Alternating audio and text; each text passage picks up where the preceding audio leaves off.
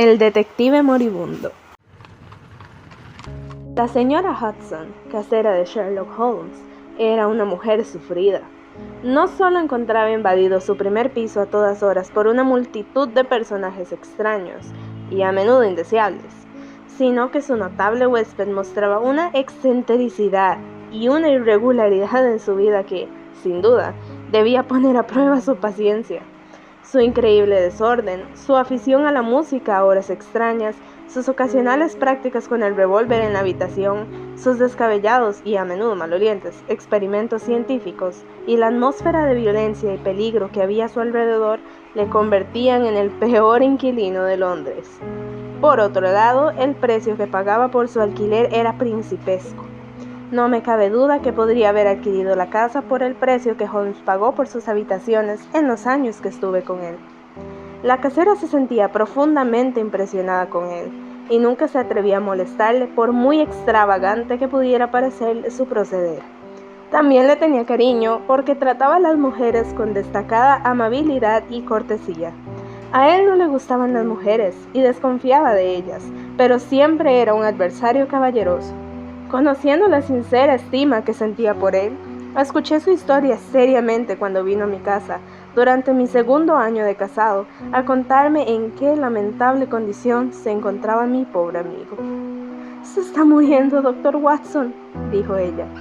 «Se está hundiendo desde hace 3 días y dudo de si no será hoy su último día. No permite que le vea un médico». Esta mañana, cuando vi los huesos sobresalir de su cara y cómo me miraban sus grandes ojos brillantes, no he podido aguantar más. «Con su permiso, sin él, señor Holmes, voy a ir a buscar a un médico ahora mismo», le dije yo. «Que sea el doctor Watson», dijo él. «No pierda un momento y vaya a verle, señor, o puede que no le vea vivo».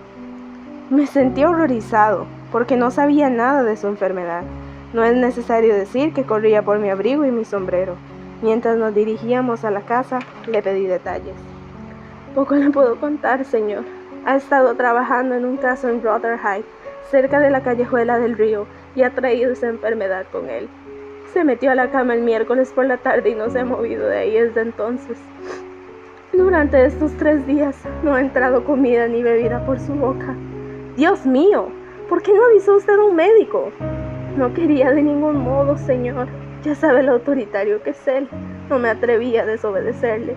Pero no le queda mucho tiempo en este mundo, como comprobará usted mismo dentro de un momento cuando le ponga los ojos encima». Efectivamente, era un espectáculo deplorable. A la tenue luz de un neblinoso día de noviembre, la habitación del enfermo era un lugar sombrío, pero lo que realmente me produjo un escalofrío fue aquel rostro demacrado y consumido que me miraba fijamente desde la cama.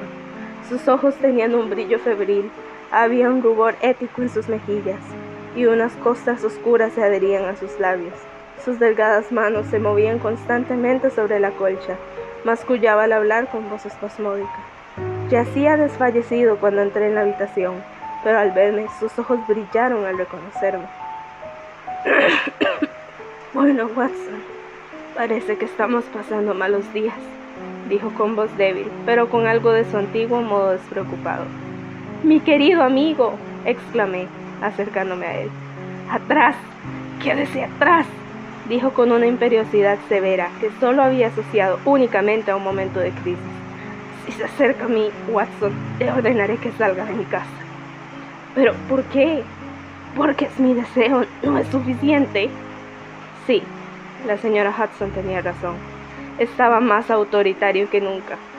Sin embargo, resultaba doloroso ver su agotamiento. «Solo deseo ayudarle», expliqué. «Exacto. Me ayudará más haciendo lo que le digo». «Está bien, Holmes». Holmes relajó su austera conducta. «¿Se ha enfadado usted?», preguntó jadeando. «Pobre diablo, ¿cómo podría enfadarme con él viéndole en aquel estado de postración?» «Es por su bien, Watson», masculló. «Por mi bien. Sé lo que me sucede.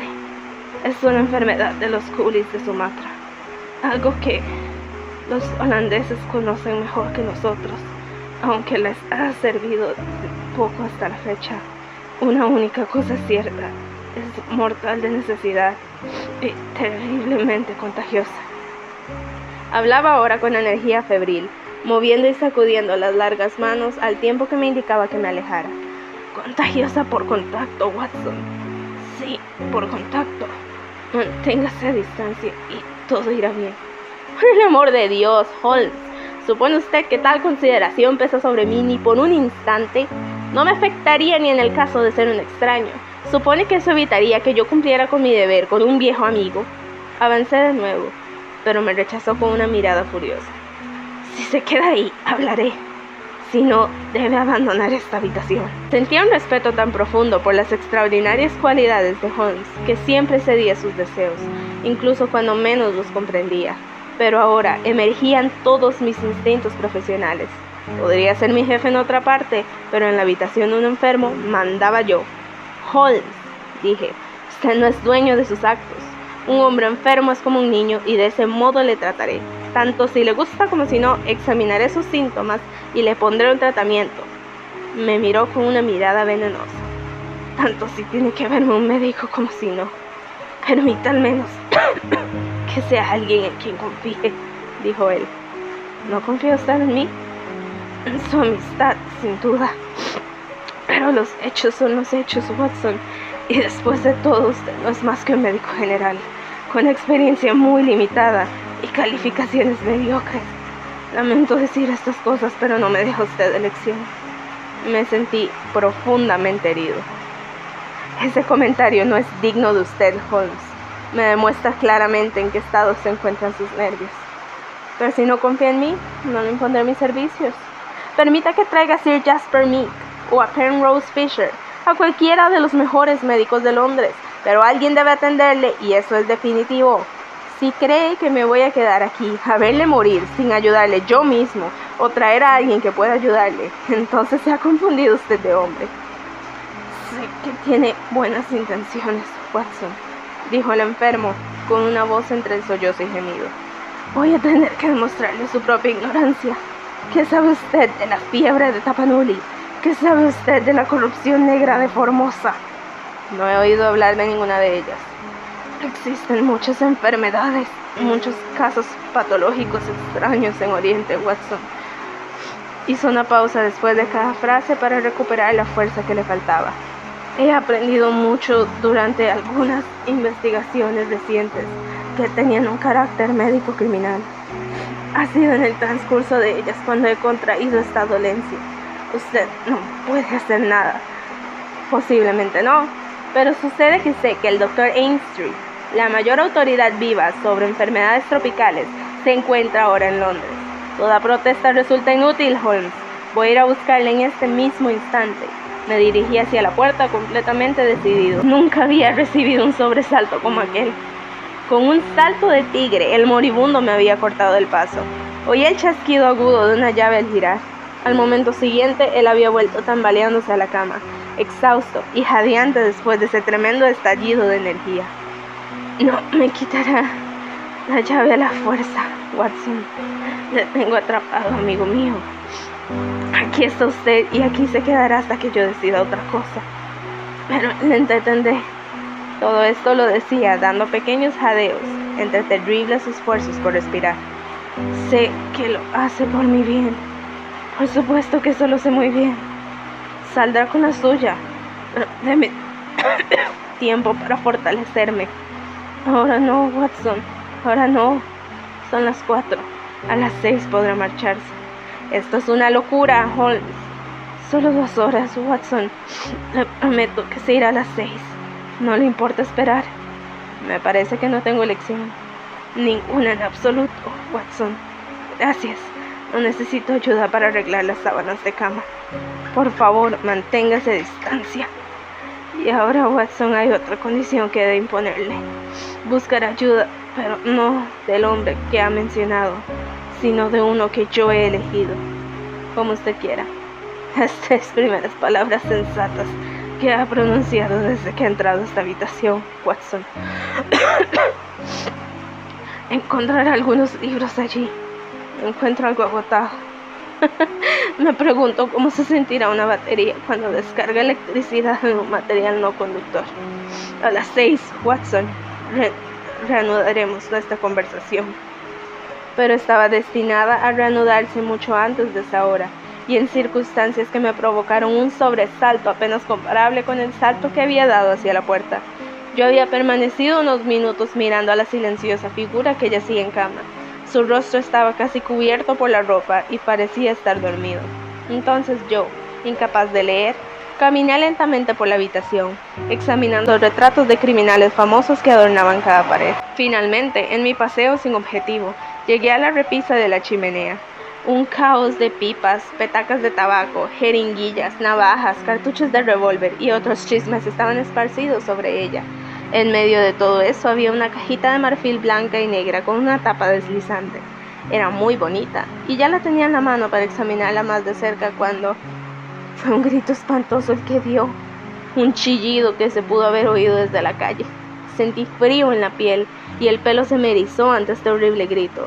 Al darme la vuelta vi una mueca de dolor y unos ojos frenéticos. Me quedé paralizado, con la cajita en la mano. ¡Deje eso! ¡Déjelo ahora mismo, Watson! ¡Ahora mismo, le digo! Su cabeza se hundió en la almohada, dando un fuerte respiro de alivio cuando volví a dejar la cajita en la repisa. Odio que toquen mis cosas, Watson, sabe usted que lo odio. Me está irritando más de lo que puedo soportar. Vaya médico. ¿Es usted capaz de mandar a un paciente al manicomio? Siéntase, hombre, y déjeme descansar. El incidente me dejó una impresión de lo más desagradable. Aquella irritación violenta y sin motivo, acompañada de aquel abominable lenguaje, tan diferente de su habitual cortesía, me demostraba lo profundo que era el trastorno de su mente. De todas las pérdidas, la de la razón es la más deplorable de todas. Me quedé sentado en silencio, abatido, hasta que hubo transcurrido el tiempo estimulado.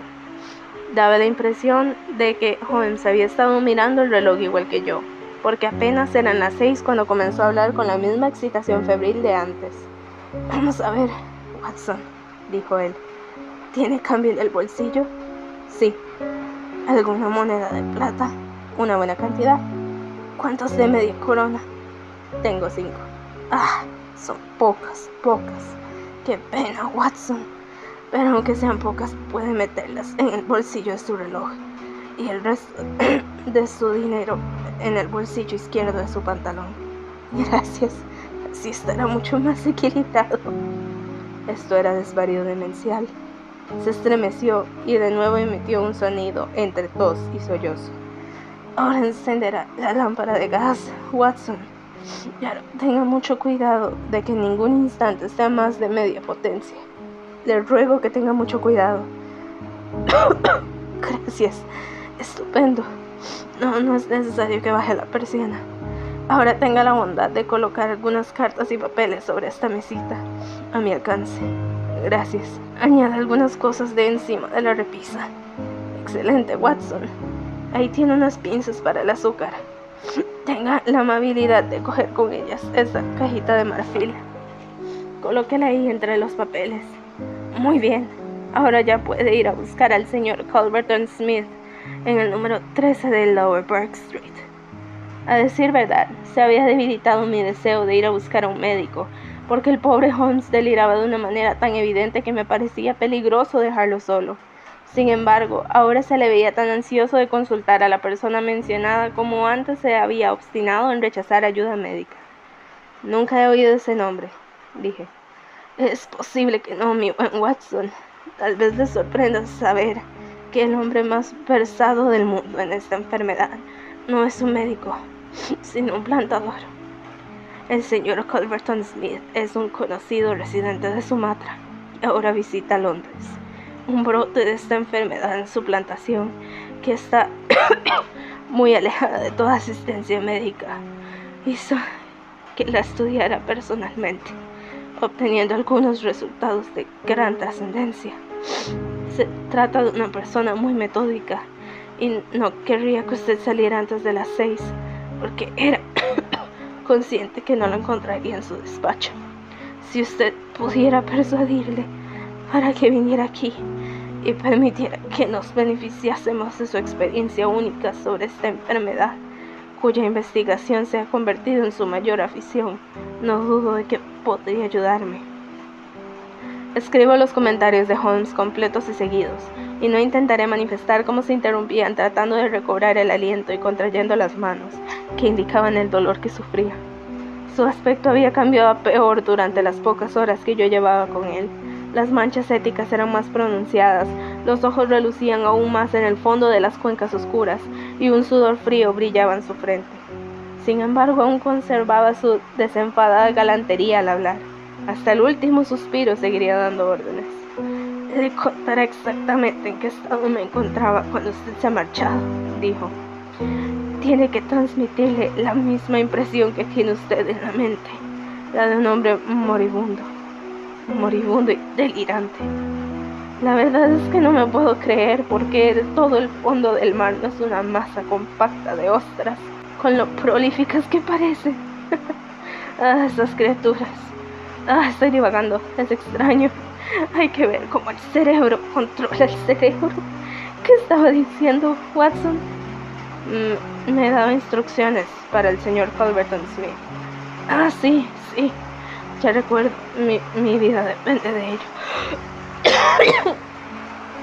Suplíquele, Watson, no hay buena relación entre nosotros. Su sobrino, Watson. Yo sospechaba que había juego sucio y dejé que él se diera cuenta. El muchacho murió de un modo horrible y él me guarda rencor. Tiene usted que ablandarle, Reggie, suplique, pero tráigalo aquí como sea. Solo él puede salvarme, solo él. Lo traeré en carruaje, aunque tenga que hacerlo a la fuerza. No hará nada de eso. Tiene que convencerlo de que venga. Después vendrá usted aquí antes que él. Ponga cualquier excusa para no venir con él. No lo olvide, Watson. No me fallará usted. Nunca me ha fallado.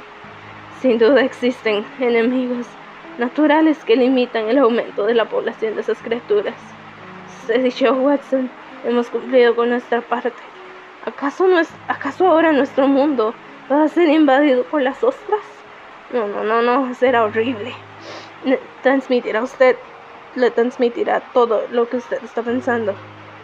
Le dejé, y en mi mente quedó la imagen de aquel magnífico intelecto, balbuceando como un niño. Me había entregado la llave, y yo me alegré de llevármela conmigo, para que no se le ocurriera encerrarse. La señora Hudson estaba esperando en el pasillo, temblando y sollozando. Al salir del apartamento, oí por detrás la voz aguda y débil de Holmes en algún cántico delirante.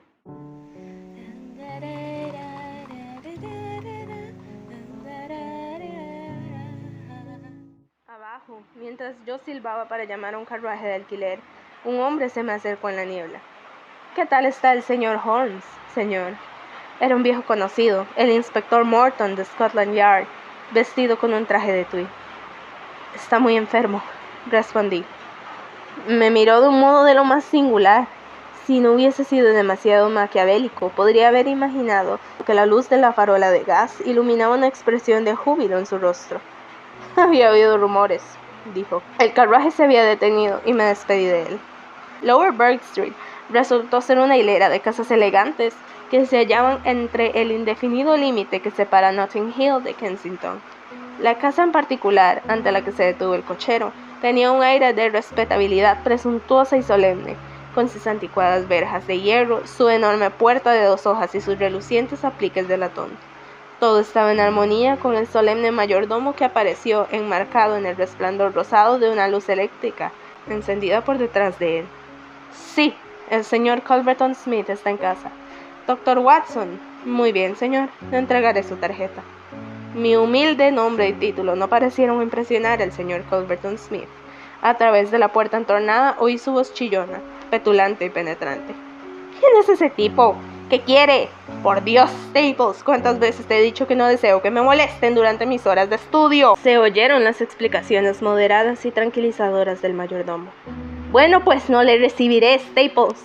No se puede interrumpir mi trabajo de esta manera. No estoy en casa, dígale eso. Dígale que vuelva mañana si realmente desea verme. De nuevo se oyó un suave murmullo. Bueno, dele ese mensaje. Puede venir por la mañana o que no venga. Mi trabajo no se puede interrumpir. Yo pensaba en Holmes dando vueltas en su cama, enfermo y contando los minutos, quizás, hasta que le llegara la ayuda. No había tiempo para ceremonias. Su vida dependía de mi rapidez. Antes de que el mayordomo se disculpara y me entregara su mensaje, le empujé hacia un lado y entré en la habitación. Lanzando un grito agudo de ira, el hombre se levantó del sillón reclinable que había junto a la chimenea. Vi un rostro grande y amarillento, arrugado y grasiento, con una gruesa papada y dos ojos grises de mirada hosca y amenazadora, que me observaban desde debajo de unas cejas rojizas y pobladas. Su cabeza larga de calva se cubría con un gorrito de terciopelo, inclinado con coquetería hacia un lado de la curva rosácea. El cráneo tenía una capacidad enorme, pero cuando miré hacia abajo, vi con asombro que la figura del hombre era pequeña y frágil, con los hombros y la espalda torcidos, como quien ha padecido raquitismo en su infancia. ¿Qué es esto?, gritó con voz aguda y chillona. ¿Qué significa esta intrusión? ¿No he enviado recado de que le vería mañana por la mañana? Lo lamento, dije yo, pero el asunto no puede demorarse. El señor Sherlock Holmes. La mención del nombre de mi amigo tuvo un extraordinario efecto en el hombrecillo.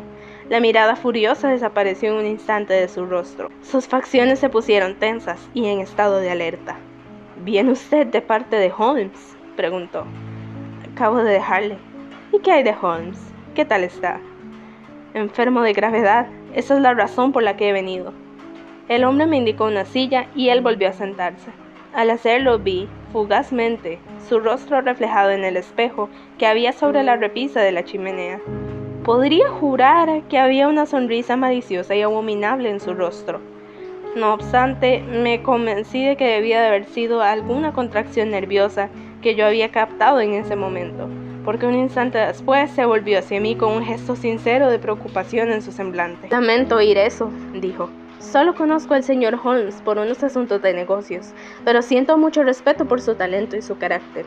Él es un aficionado al estudio del crimen, igual que lo soy yo al estudio de la enfermedad. Para él son los maleantes, para mí los microbios. Estas son mis prisiones, continuó mientras señalaba una hilera de frascos y tarros colocados sobre una mesa auxiliar. Entre estos cultivos gelatinosos se encuentran algunos de los peores delincuentes del mundo cumpliendo condena.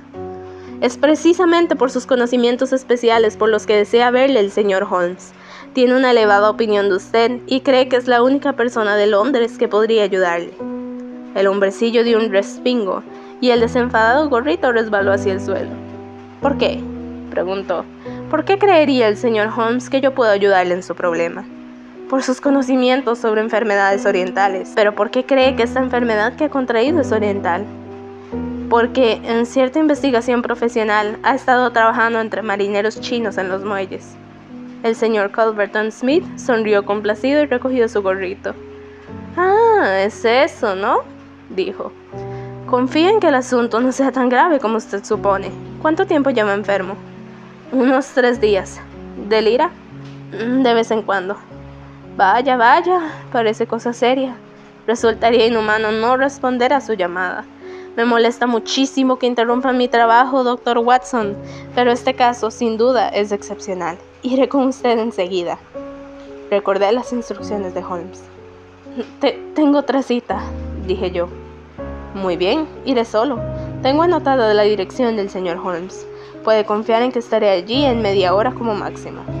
Volví a entrar en el dormitorio de Holmes con el corazón encogido.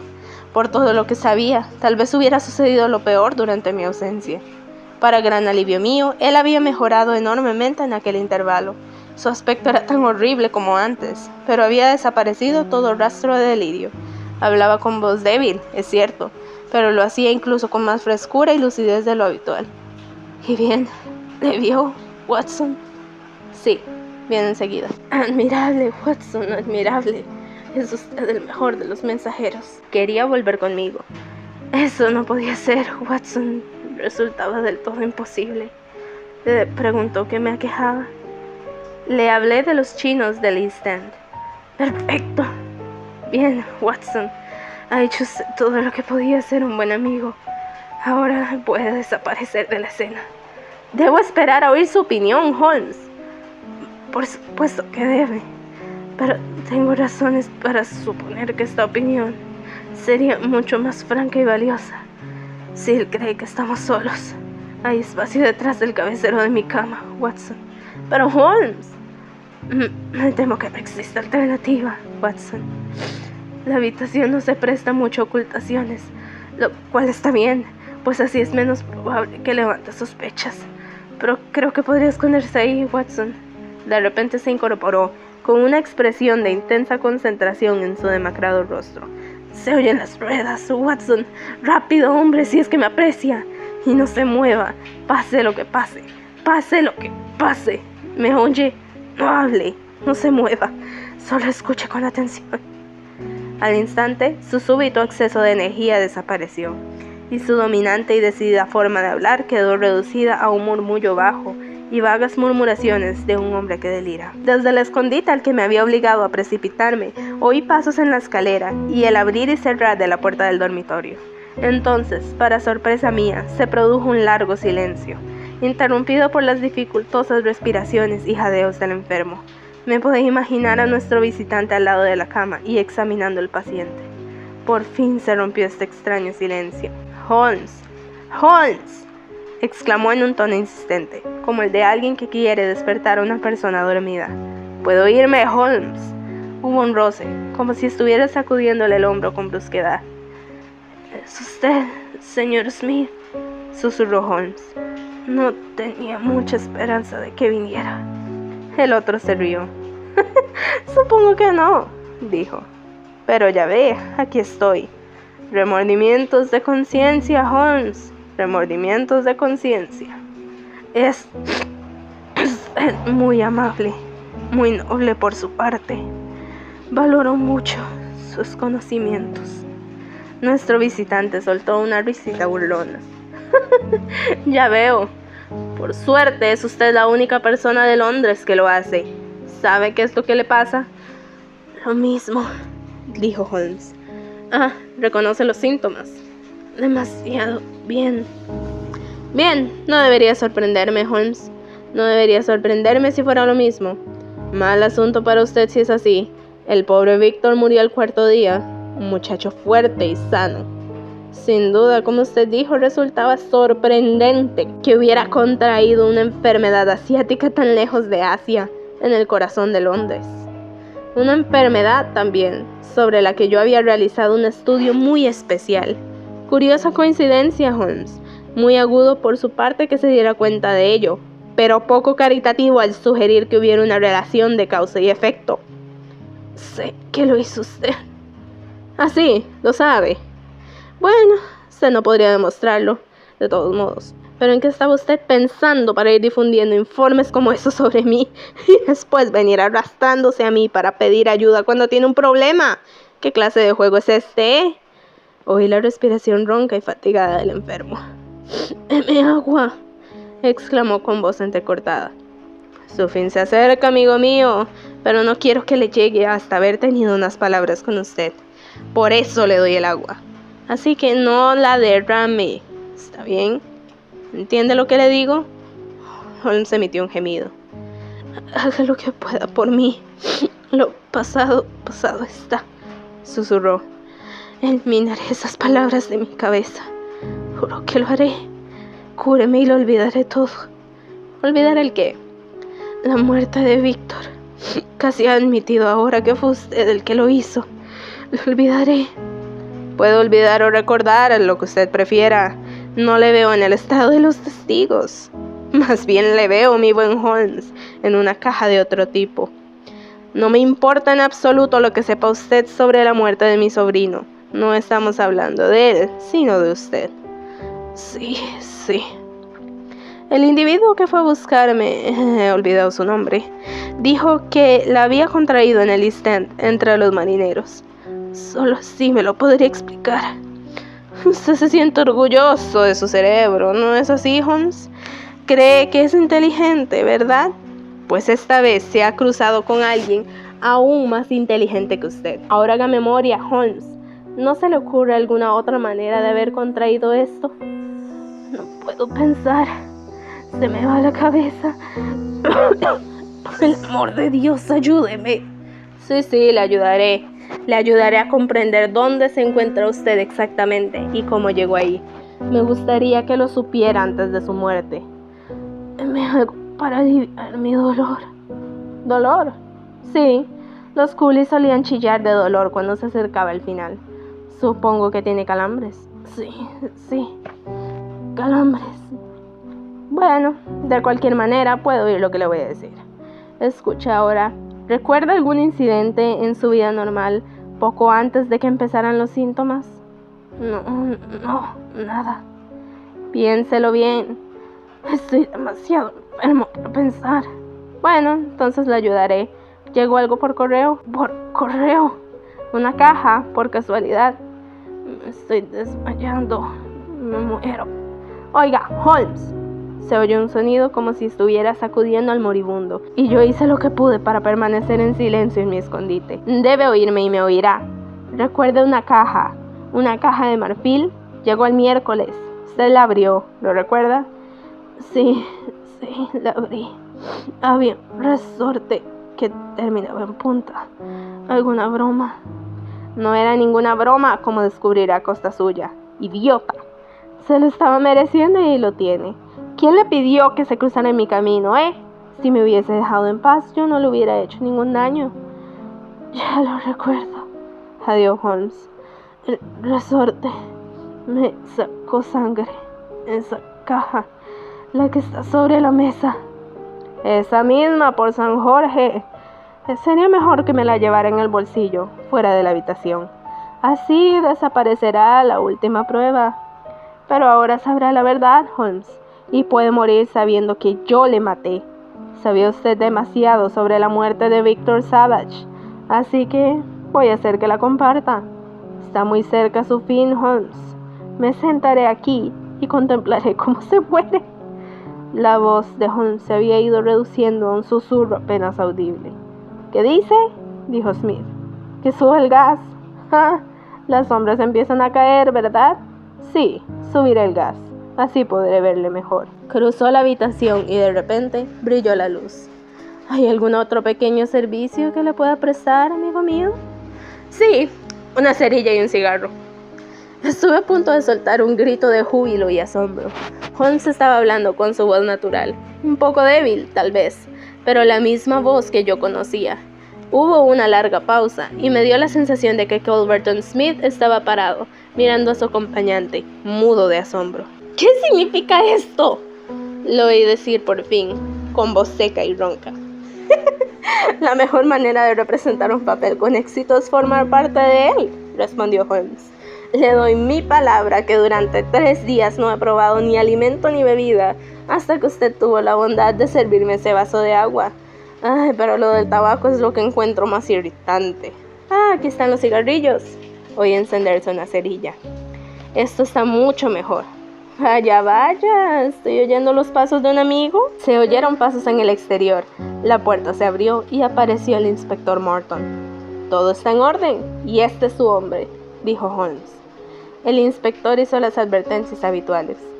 Queda detenido acusado del asesinato de Victor Savage, concluyó. Y debería añadir intento de asesinato de Sherlock Holmes, comentó mi amigo con una risita. Para ahorrarle molestias a un inválido, inspector, el señor Culverton Smith ha sido tan amable de dar la señal acordada subiendo el gas. A propósito, el prisionero tiene una cajita en el bolsillo de la derecha de su chaqueta que debería serle incautada. Gracias. Yo que usted la manejaría con mucho cuidado. Déjela aquí. Es posible que represente un papel importante en el juicio. Se produjo un movimiento repentino y un forcejeo, seguido de un ruido metálico y un grito de dolor. Lo único que conseguirá es hacerse daño, dijo el inspector. Estése quieto, sonó el ruido de las esposas al cerrarse. Bonita trampa, gruñó con voz chillona. Esto le llevará a usted al banquillo, Holmes, no a mí. Me pidió que viniera aquí a curarle. Sentí lástima por él y vine. Y ahora pretenderá decir, sin lugar a duda, que yo he dicho cualquier cosa que él pueda inventarse para corroborar sus descabelladas sospechas. Puede mentir lo que quiera, Holmes. Será mi palabra contra la suya. ¡Santo cielo!, exclamó Holmes. La había olvidado por completo. Mi querido Watson, le debo 1000 disculpas. Pensar que se me había pasado por alto que estaba usted ahí. No es necesario que le presente al señor Culverton Smith, ya que entiendo que se conocieron esta misma tarde. ¿Tiene el carruaje abajo? Le seguiré después de que me haya vestido, porque puede que resulte de alguna utilidad en la comisaría. Ay, nunca lo había necesitado tanto, dijo Holmes, después de reconfortarse con un vaso de clarete y algunas galletas mientras deseaba. Sin embargo, como usted sabe, mis hábitos son irregulares, y semejante hazaña significa menos para mí que para la mayoría. Resultaba esencial impresionar a la señora Hudson, y que pensara que mi estado era real, ya que ella tenía que convencerle a usted, y usted, a su vez, a él. ¿No se ofenderá, Watson? Se dará cuenta usted de que entre sus muchos talentos no se encuentra el del disimulo, y si hubiera compartido mi secreto con usted, no hubiera sido capaz de impresionar a Smith con la urgente necesidad de su presencia, que era el detalle fundamental de todo el plan. Conociendo su carácter vengativo, estaba completamente seguro de que vendría a comprobar su obra. Pero su aspecto, Holmes, esa cara tan espantosa. 3 días de ayuno absoluto no mejoran la belleza de nadie, Watson.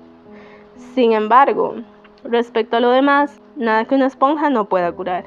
Con vaselina en la frente, belladona en los ojos, colorete en las mejillas y costras hechas con ceras de abeja pegadas a los labios, se puede producir un resultado de lo más satisfactorio. Fingir enfermedades es un tema sobre el cual he pensado varias veces escribir una monografía.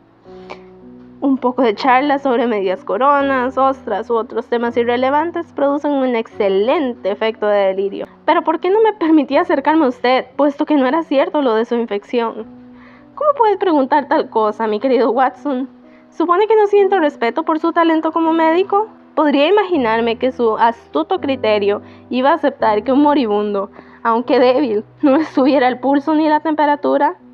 Solo podía engañarle si se hallaba a distancia. Si hubiera fracasado en eso, Watson, ¿quién habría puesto a Smith a mi alcance? No, Watson, yo no tocaría esa caja. Aquí puede ver, si la mira por un lado, que al abrirla salta un resorte como el colmillo de una víbora.